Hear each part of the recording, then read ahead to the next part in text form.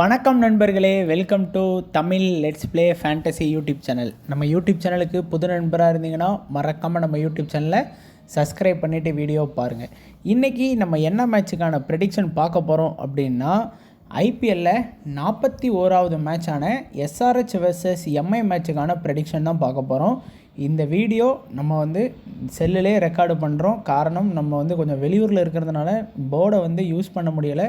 ஒரு 5 நாட்களுக்கு நம்மளுடைய வீடியோ எல்லாமே இந்த மாதிரி தான் வரும். உங்களுக்கு நோட் பேடில் கொடுத்துருவேன். நாளைக்கு இன்றைக்கி ஒரு நாளும் இந்த மாதிரி வரும். ஸோ ஒரு 5 நாளைக்கு மட்டும் வீடியோ நான் போர்டில் ரெக்கார்டு பண்ண முடியாத காரணத்தினால கொஞ்சம் அட்ஜஸ்ட் பண்ணிக்கோங்க. அண்ட் நம்மளுடைய டெலகிராம் சேனலில் ஜாயின் பண்ணாத நண்பராக இருந்தீங்கன்னா மறக்காமல் டெலகிராம் சேனலில் ஜாயின் பண்ணிக்கோங்க. உங்களுக்கு 100% நம்ம டெலகிராம் சேனலில் ஃப்ரீயாக தான் டீம்ஸ் கொடுத்துட்ருக்கோம். ஸோ கரெக்டாக ஃபாலோ பண்ணிக்கோங்க. டெய்லி எல்லா மேட்சுக்கான அப்டேட்டும் மிஸ் ஆகாமல் கொடுத்துட்ருக்கோம்.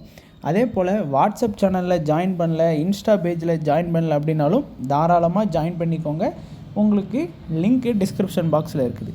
அது போக இன்றைக்கி முக்கியமாக நம்ம பார்க்குறது XL11 ஆப்பில் நமக்கு டெபாசிட் ஆஃபர் கொடுத்துருக்குறாங்க. 22ஆம் தேதியிலேருந்து 25ஆம் தேதி வரைக்கும் டெபாசிட் ஆஃபர் கொடுத்துருக்குறாங்க. 100 ரூபாயிலேருந்து 9,999 ரூபா பண்ணிங்க அப்படின்னா 3 ரூபாய் எக்ஸ்ட்ரா கேஷ் கிடைக்கும். நீங்கள் இப்போது ஒரு 10,000 ரூபாய்க்கு மேலே டெபாசிட் பண்ணிங்கன்னா 4% கேஷ் கிடைக்கும். ஒரு 30,000 ரூபாய்க்கு மேலே பண்ணிங்கன்னா உங்களுக்கு 5% எக்ஸ்ட்ரா ரியல் கேஷ் கிடைக்கும். போனஸோ இல்லை பாயிண்ட்டோ அது எதுவுமே இல்லாமல் ரியல் கேஷ் கிடைக்கும். ஸோ இந்த வாய்ப்பை பயன்படுத்தி ஏற்கனவே டெபாசிட் பண்ணவங்களாக இருந்தாலும் சரி, இனி பிளான் பண்ணவங்களாக இருந்தாலும் சரி, இந்த டைம் யூஸ் பண்ணிக்கோங்க. அது போக இந்த எஸ்ஆர்ஹெச் வெர்சஸ் எம்ஐ மேட்சுக்கு 10.5 லட்ச ரூபா மதிப்புள்ள கிராண்ட் லீக் கான்டெஸ்ட்டும் கொடுக்குறாங்க. ப்ளஸ் நமக்கு 30,000 ரூபா ஃப்ரீ கிவ்அவே கான்டெஸ்ட் கொடுக்குறாங்க. நீங்கள் முதல் முறையாக இன்றைக்கி தான் ஜாயின் பண்ண போகிறீங்க அப்படின்னா கண்டிப்பாக இந்த ஃப்ரீ கிவ்அவே கான்டெஸ்ட்டில் ஜாயின் பண்ணுங்கள். உங்களுக்கு ஆப்போட இன்டர்ஃபேஸ் இதெல்லாம் எப்படி யூஸ் ஆகுது அப்படிங்கிறத பார்க்குறதுக்கு நீங்கள் கொஞ்சம் யூஸ் பண்ணிக்கலாம்.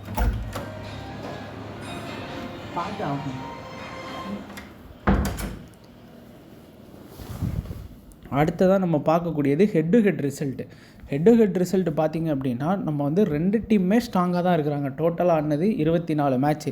அதில் 10 match SRH, 14 match MI win பண்ணியிருக்கிறாங்க.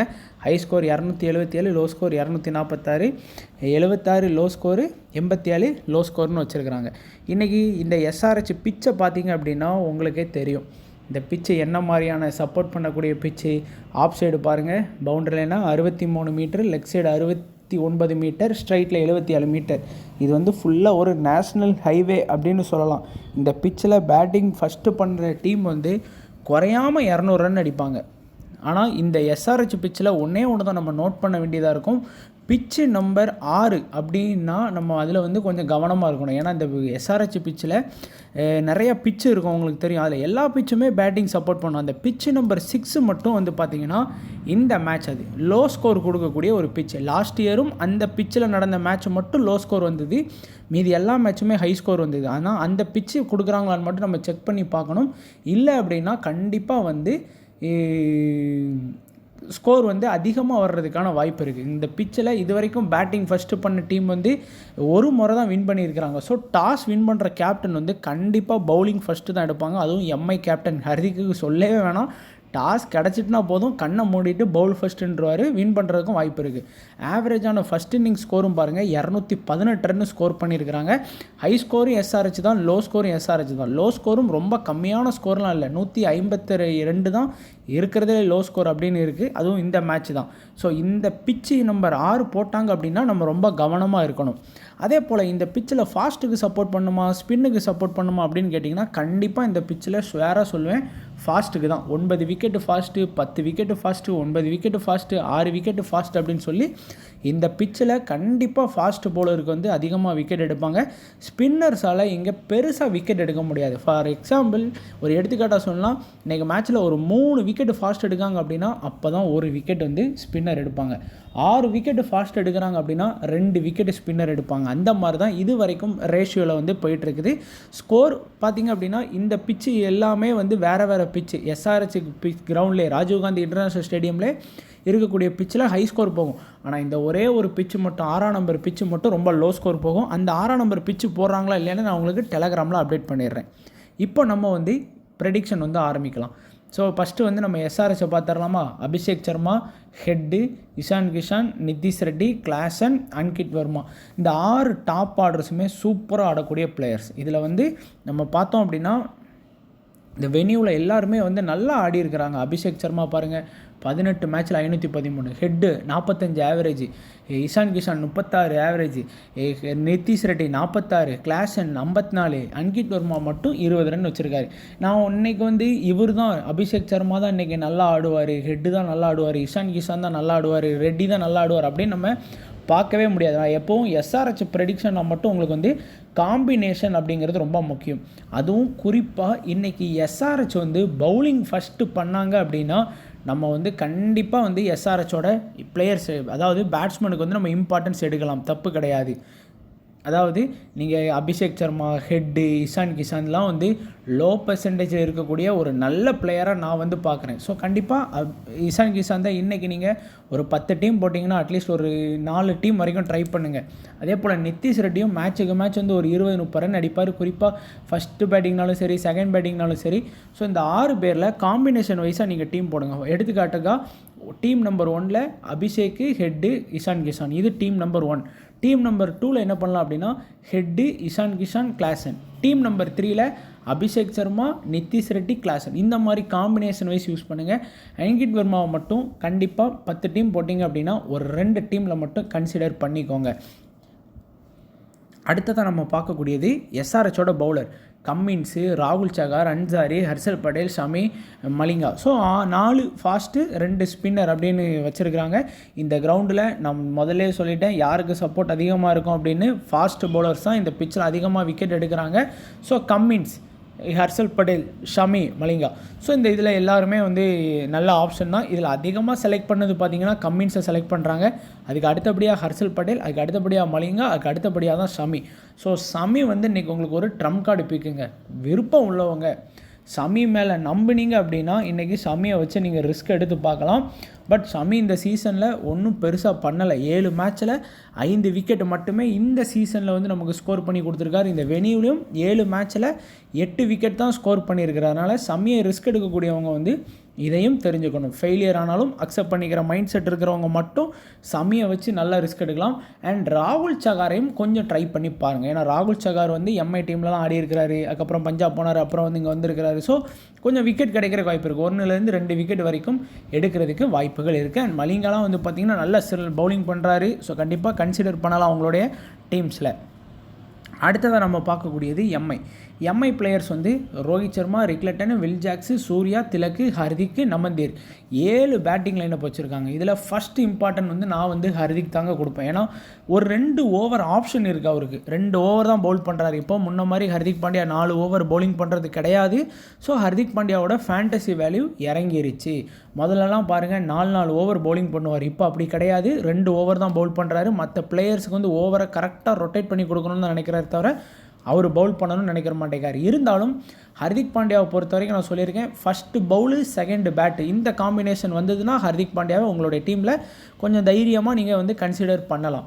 அடுத்து வில் ஜாக்ஸையும் வந்து நீங்கள் கொஞ்சம் கன்சிடர் பண்ணுங்கள். காரணம் என்னென்னா அவரும் வந்து மேட்சுக்கு மேட்ச் 2 ஓவர் பவுலிங் பண்ணிடுறாரு, விக்கெட்டும் எடுத்து கொடுத்துட்றாரு. குறிப்பாக இந்த பர்டிகுலர் வெனியூவிலே பாருங்கள், ஒரு மேட்ச் ஆடி 1 ரன் அடித்து 1 விக்கெட்டு. அப்போ 1 ரன் அடித்தது பெருசு இல்லை, 1 விக்கெட் எடுத்து கொடுத்தாருங்கிறது தான் பெருசு. ஏன்னா 25 இப்போ 30 பாயிண்ட் கிடைக்கும் நமக்கு. அதனால் நீங்கள் வந்து வில் ஜாக்ஸை வந்து கொஞ்சம் கன்சிடர் பண்ண வேண்டியதாக இருக்கும். So Will Jacks, Hardik. வேறு ஒரு ரோஹித் சர்மா லாஸ்ட் மேட்ச் கொம்பன் இறங்கிட்டாண்டா அப்படிங்கிற மாதிரி அவர் சூப்பரான ஒரு இன்னிங்ஸ் ஆடிட்டார். அதனால் இன்றைக்கி மேட்ச்லேயும் அதே மாதிரி ஆடுவார்னு நினைக்காதீங்க. ஒரு 30 ரன் அதுக்குள்ளே அவுட் ஆகிறதுக்கும் நிறைய பாசிபிலிட்டி இருக்குது. Rickelton batting plus wicket keeping option உள்ள பிளேயர். போத் இன்னிங்ஸ்லையுமே ஒரு 20 to 25 ரன் அடித்து கொடுக்கக்கூடிய ஒரு பிளேயராக இருப்பார். சூர்யா, திலக்கு உங்களுக்கே தெரியும், என்னோடய வீடியோ பார்க்குறவங்களுக்கு என்னோடய ஃபேவரட் பிளேயர்ஸ். அண்ட் போத் இன்னிங்ஸ்லையுமே குறையாமல் 30+ ரன் அடித்து கொடுக்கக்கூடிய குவாலிட்டியான பிளேயர்ஸ் அப்படின்னு நம்ம வந்து சூர்யாவையும் திலக்கையும் வந்து கன்சிடர் பண்ணலாம். நமந்தீர் இந்த வெனியூவில் 30 ஆவரேஜ் வச்சுருக்கிறாரு. அந்த காரணத்தினால ஒரு 10 டீம் போடுறீங்க அப்படின்னா அட்லீஸ்ட் ஒரு டீமில் வந்து கண்டிப்பாக ட்ரை பண்ணுங்கள். திடீர்னு மும்பையை வந்து நம்ப முடியாது. அதுவும் நான் என்ன சொல்கிறேன் அப்படின்னா, மும்பை வந்து செகண்ட் பேட்டிங் பண்ணாங்க அப்படின்னா கண்டிப்பாக ரிக்லட்டனு, வில் ஜாக்ஸு, சூர்யா, திலக்கு, ஹர்திக் இந்த மாதிரி ஆப்ஷன்ஸுக்கு வந்து இம்பார்ட்டன்ஸ் கொடுங்க. ஃபஸ்ட்டு பேட்டிங் பண்ணாங்க அப்படின்னா நமந்தீரை வந்து கொஞ்சம் டீமில் வந்து கன்சிடர் பண்ணுங்கள். அடுத்து பவுலிங் ஆப்ஷன் பார்த்தீங்கன்னா பும்ரா, சாண்டரு, தீபக் சகார், ட்ரெண்ட் போல்டு, அஸ்வினி குமார் 5 பேர் வந்து ப்ராப்பராக இருக்காங்க. 6வது ஹர்திக்கு, 7வது வில் ஜாக்ஸ். அப்போது ஓவர் வந்து எவ்வளோ குறையும் பாருங்கள். 5 பவுலர் இருக்க வேண்டிய இடத்துல 7 பேர் இருக்காங்க. அதனால தான் நம்ம வந்து கரெக்டாக 4 ஓவர் பவுலிங் பண்ணக்கூடிய பவுலர் கொடுக்கணும் அப்படின்னா பும்ரா மினிமம் விக்கெட் கேரண்டி. அதுவும் குறிப்பாக ஃபஸ்ட்லாம் பவுல் பண்ணாருன்னா கண்டிப்பாக ட்ரை பண்ணுங்கள். தீபக் சகார் அவருடைய 4 ஓவரையுமே இனிஷியலில் கொடுத்தாங்க, சிஎஸ்கே கூடலாம் நம்ம பார்த்தோம். ஸோ மினிமம் 1 விக்கெட் வந்து தீபக் சகார் எடுப்பார். ட்ரெண்ட் போல்ட் வந்து நல்லாவே பவுல் பண்ணார், பட் சிஎஸ்கே கூட கொஞ்சம் அடி வாங்கினார். இருந்தாலும் 1 விக்கெட் வந்து எக்ஸ்பெக்ட் பண்ணலாம். அஸ்வினி குமார் வந்து நம்ம நம்ப முடியாது, அதாவது 4 ஓவர் கம்ப்ளீட் பண்ண மாட்டார். அதுதான் அவர்கிட்ட இருக்கக்கூடிய ஒரு பெரிய மைனஸ். அதே போல் சாண்டருக்குமே இன்றைக்கி வந்து டாப்பில் ஆடக்கூடிய 6 பேட்ஸ்மேனில் 3 பேட்ஸ்மேன் பாருங்கள், 3 பேருமே லெஃப்ட்டு. ஸோ லெஃப்ட்டுக்கு சாண்டரால் பெருசாக போட முடியாது. இந்த ரைட்டுக்கு தான் வந்து நல்லா சாண்டர் போடுவார். அதனால் கொஞ்சம் ஸ்ட்ரகிள் ஆகிறதுக்கு கொஞ்சம் வாய்ப்பு இருக்குது. அதுவே வில் ஜாக்ஸ் பார்த்திங்க அப்படின்னா இந்த 3 லெஃப்ட்டுக்குமே நல்லா பவுல் பண்ணுவார். பவர் பிளேயில் அந்த 5வது ஓவரே வில் ஜாக்ஸ் வர்றதுக்கான வாய்ப்பு கூட கண்டிப்பாக இருக்கலாம்.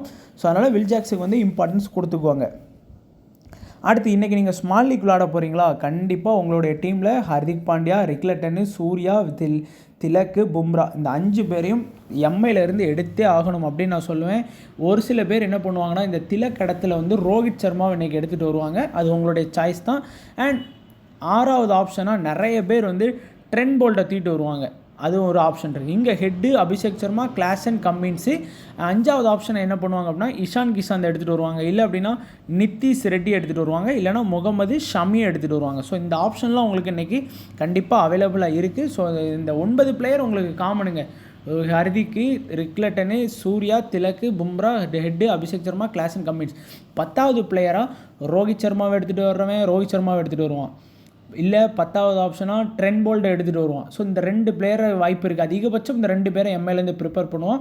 ரொம்ப ரிஸ்க் எடுக்கக்கூடியவன் வேணால் என்ன பண்ணுவான் அப்படின்னா வில் ஜாக்ஸ் எடுப்பான். ஸோ கவனமாக பார்த்துக்கோங்க. ஏன்னா வில் ஜாக்ஸுக்கும் இன்றைக்கி ஆப்ஷன் இருக்குது. அதனால் இந்த 3 பேர் யார், ரோஹித்து, அதுக்கப்புறம் வில் ஜாக்ஸ், இந்த 2 பேர், ட்ரெண்ட் போல்ட், இந்த 3 பேர்லேருந்து உங்கள் ஆப்போனண்ட்டு யாராச்சும் ஒருத்தரை கண்டிப்பாக எடுத்துகிட்டு வருவானுங்க.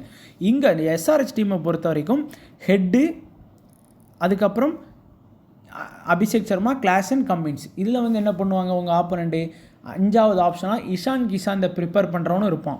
5வது ஆப்ஷனாக நித்திஷ் ரெட்டியும் ப்ரிப்பேர் பண்ணுவான். 5வது ஆப்ஷனாக முகமது ஷமியும் ப்ரிப்பேர் பண்ணுவான். 5வது ஆப்ஷனாக ஹர்ஷல் பட்டேலையும் பேக்கப் பண்ணுவான். ஸோ அந்த 4 பேர்லேருந்து யாராச்சும் ஒருத்தரை கூட எடுத்துகிட்டு வர்றதுக்கு வாய்ப்பு இருக்கும். ஸ்மால் லீக் விளாட்றீங்களா, சேஃபான கேப்டன் அப்படின்னா ஹர்திக்கு, சூர்யா, ஹெட்டு, அபிஷேக் சர்மா இந்த 4 பேரையுமே நீங்கள் கேப்டன் வைஸ் கேப்டனாக கன்சிடர் பண்ணலாம். குறிப்பாக Hardik Pandya first bowl, second bat அப்படின்னா ஆல்மோஸ்ட் ஃபேண்டசி டீமுக்குள்ள வந்துடுறாரு. சூர்யா சூப்பரான ஒரு பேட்டர், அதனால் நான் கண்டிப்பாக கேப்டன் வைஸ் கேப்டன் கொடுப்பேன். இல்லை வந்தால் வருது போனால் போகுது, எப்போவுமே நமக்கு ரிஸ்க்கு தான் முக்கியம் அப்படிங்கிறவங்க வந்து ஹெட்டு, அபிஷேக் சர்மாவை வந்து கண்டிப்பாக உங்களுடைய டீமில் வந்து கேப்டன் வைஸ் கேப்டனாக ட்ரை பண்ணலாம். லோ பெர்சன்டேஜில் இருக்கக்கூடிய நல்ல பிளேயர்ஸ் அப்படின்னு நான் இன்றைக்கி சொல்கிறது இந்த 4 பேர் தாங்க.